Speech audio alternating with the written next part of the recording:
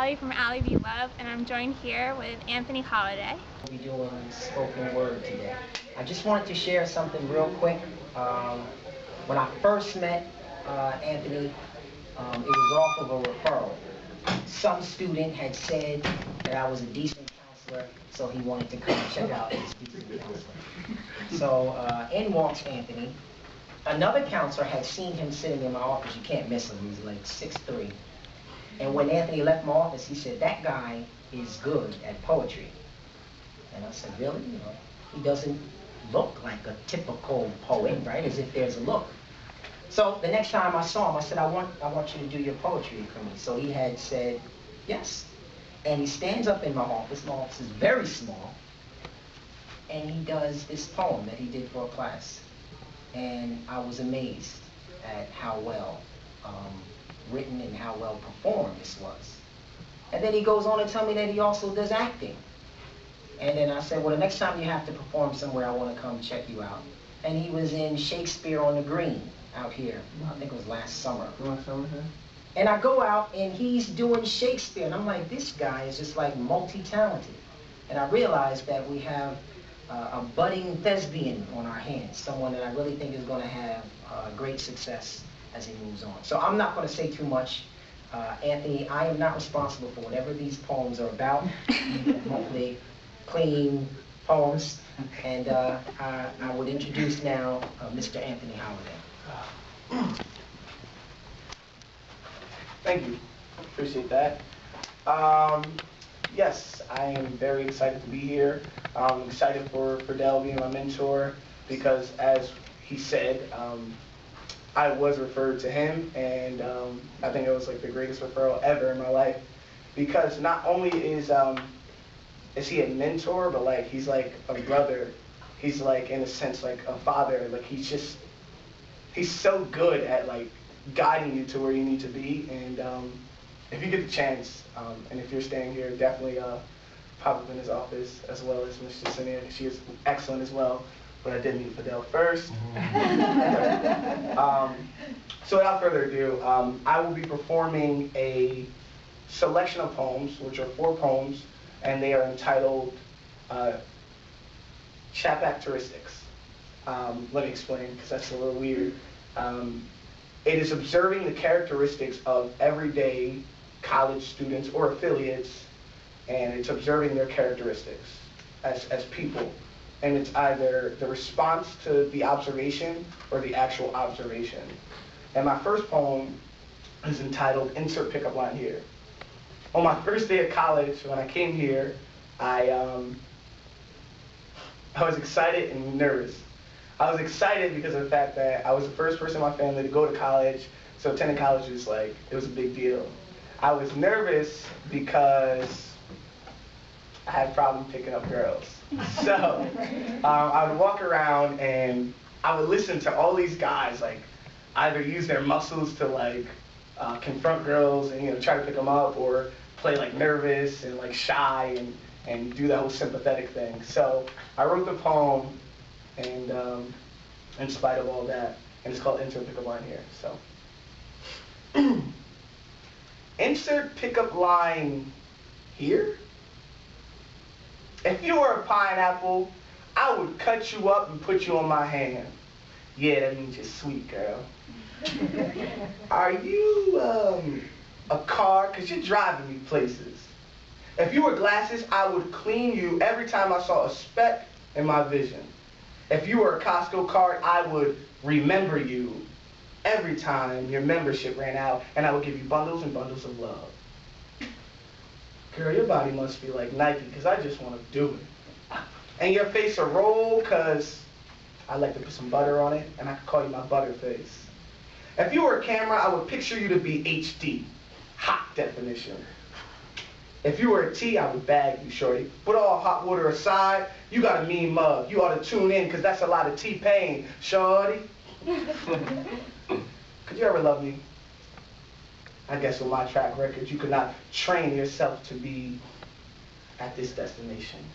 Your memory is clouded, so your mind is plain.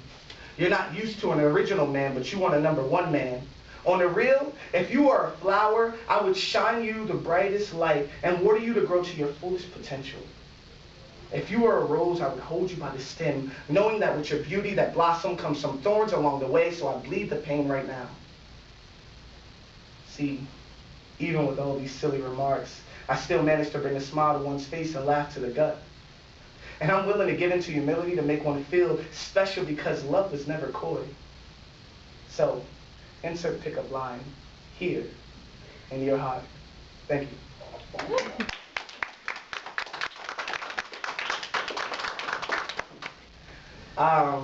My next poem is it's called "I'm Addicted," and it's in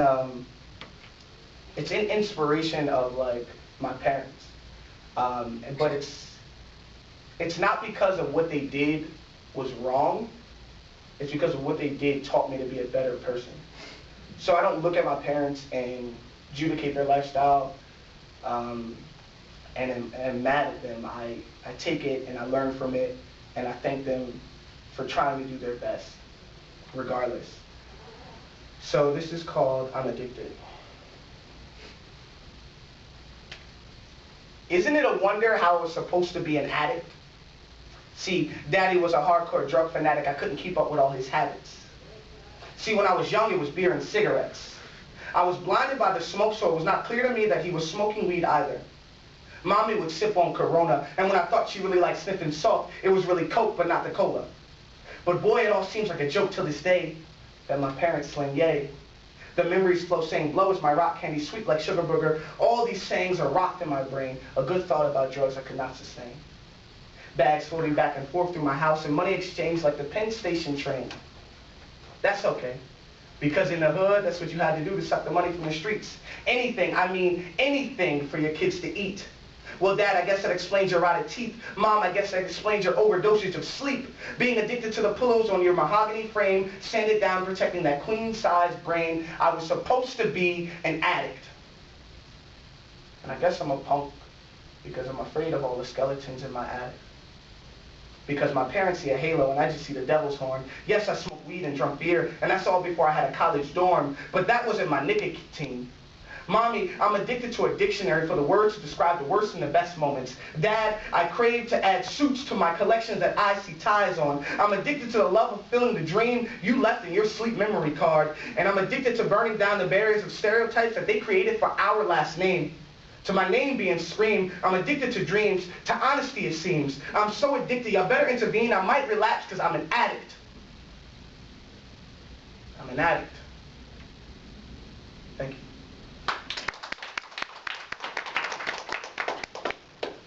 Anthony Holiday. Hello. And I'm going to ask him a few questions. We just heard him with spoken word. And it's like poetry and rapping all in one. It's pretty cool. So, Anthony, we found out what you were going to be reciting. And what inspired you to recite? I'd have to say my biggest inspiration is definitely my will to want to further myself as far as an actor or a poet or whatever I may be displayed as in the future, which is definitely going to be in the performing arts. A huge inspiration is my mentor, Fidel Wilson, who set this up and who told me about this like 3 weeks prior and was really adamant about getting me into this. So, if I could say, my big inspiration is the will to perform, and then my real big inspiration is Fidel Wilson, my counselor. Awesome.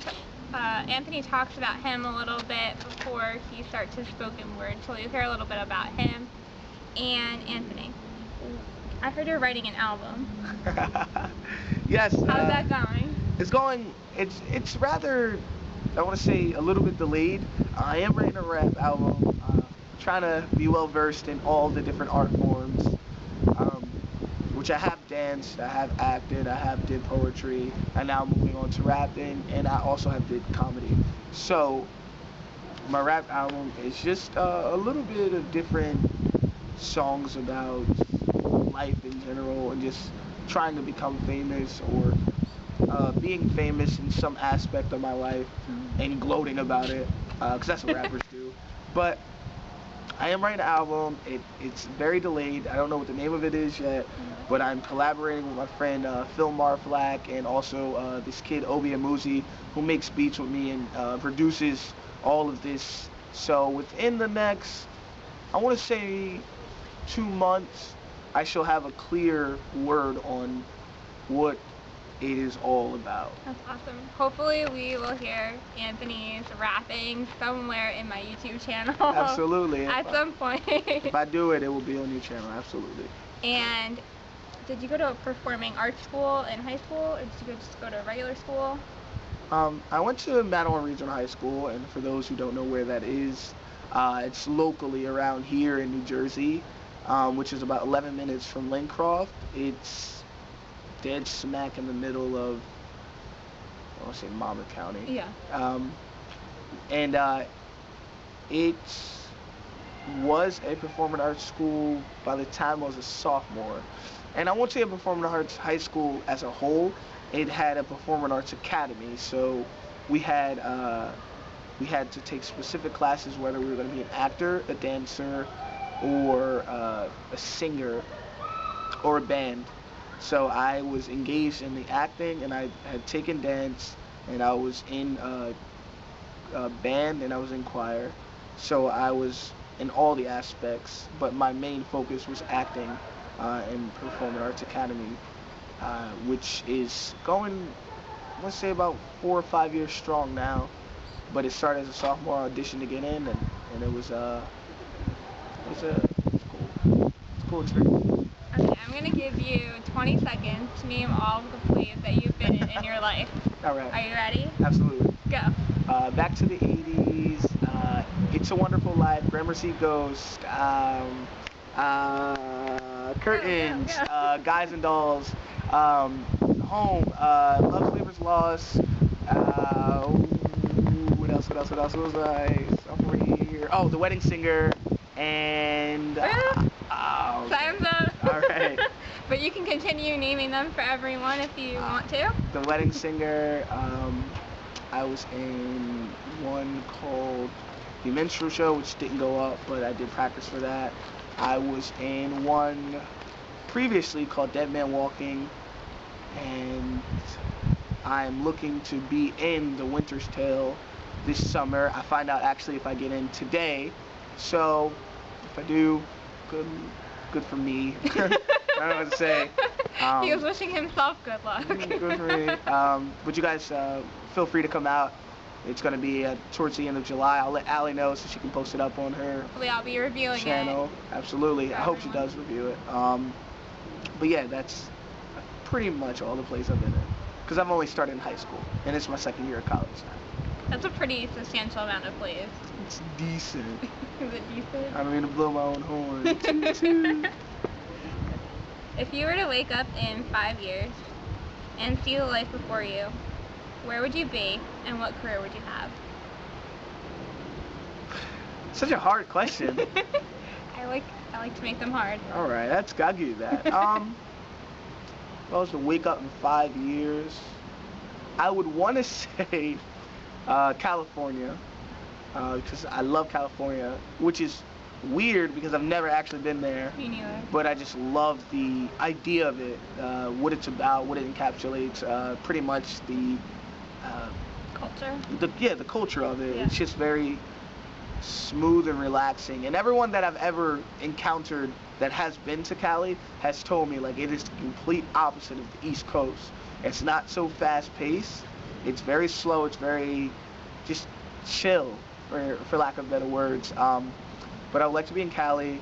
I would like to be in a studio apartment because that's the life I guess I want to live. I don't really have the desire to have a house just yet, and it might change over the next 5 years when I wake up. You never know. Working on a film. It doesn't have to be blockbuster. It could be an indie film, but just working with serious actors, and then hopefully getting to the status, and then hopefully surpassing the status of Denzel Washington. That's awesome. Thank you. Do you have anything else that you'd like to add before we wrap it up? Yes. If you guys haven't had the chance, definitely incorporate yourself with Allie V. Love. She is a very driven and motivated person in the aspects of helping people out and making herself known. And she's not afraid, she's not coy to being just putting herself in the situations to further her career or someone else's career. And thank you guys for watching, and hopefully if you know anybody or anybody that wants to hear spoken word or poetry or just wants something to motivate them to get off the couch and change their emotions, hopefully you tell them to watch this video. Thank you guys who have watched up to this point. I appreciate you. Hope you appreciate me. Thank you. Guys. My third selection is about that young man in the red shirt over there.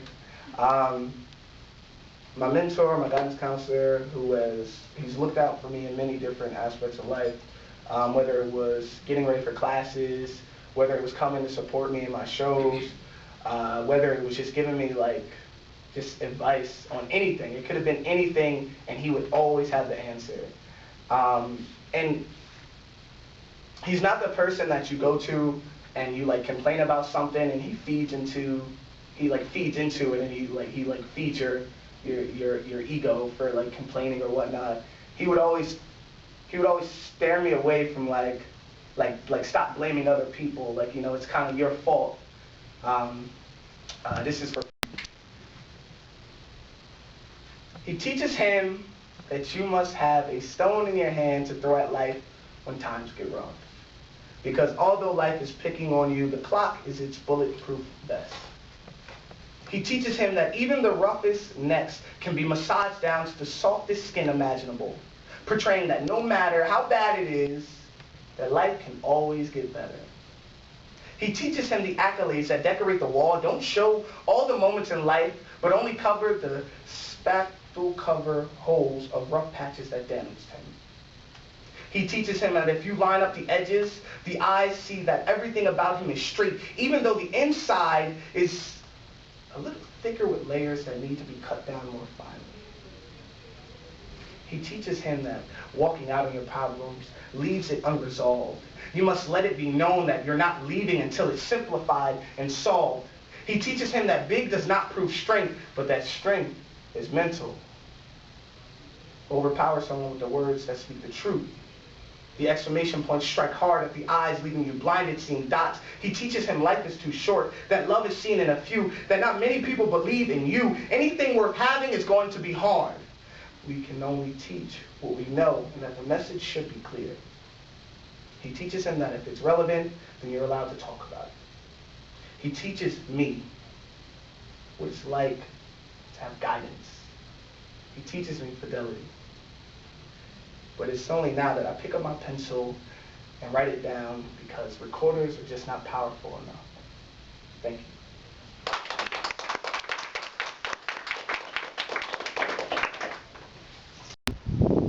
Hello, ladies and gentlemen, boys and girls around the world, or just on Allie's YouTube channel. I wrote a poem called Oreo, and this is in spite of all my Caucasian friends. So here it is, Oreo. This goes out to all my white friends. And yes, I say white friends, it will make more sense in a minute. This is for everyone who has ever introduced me as the white black man, telling me you're not really black, you're cookies and cream, saying that I'm not like the rest of them, that if we had a race draft, the whites would draft me #1 pick overall. That if you close your eyes and talk to me, I sound very well educated as a black man. I want to tell you one thing, and one thing only. I'm not your damn Oreo. I'm sick and tired of being an Oreo, as if any of you can adjudicate my action just from the color of my skin. See how you figure, man, that I run a block in a corner is where I finna stand, that I hold the gun and pop the trigger, man, that I'll run your pockets with a sticky hand. Man, men, women, black men, white men, purple men, green men, blue men, me men, you men. I thought we were all human. But yet, White boy, I remind you of you, man. And you think I should be hanging out with my crew, man. Even though my crew go to school, man. I'm not with those guys screaming, Sue, gang. So I'm not your damn Oreo.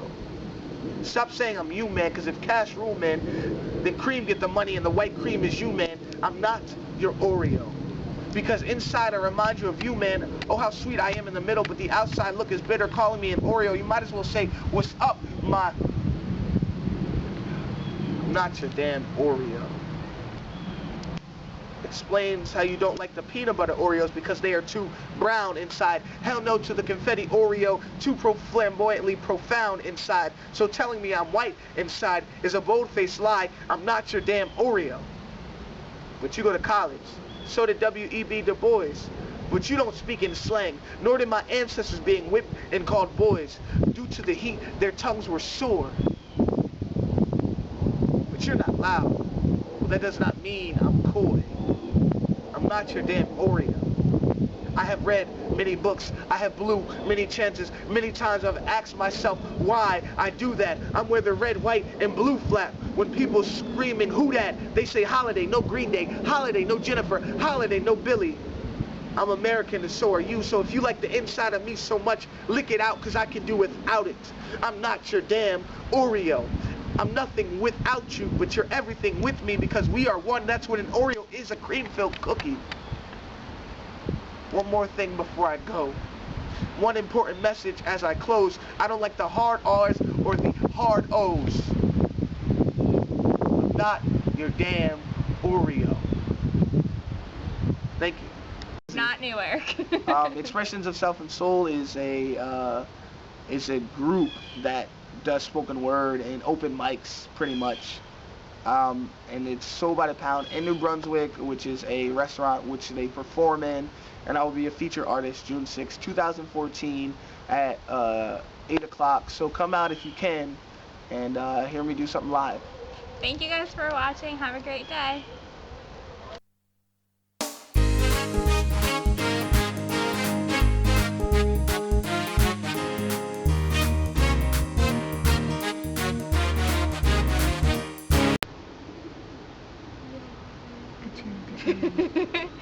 Okay. I appreciate you. Hope you appreciate me. Thank you.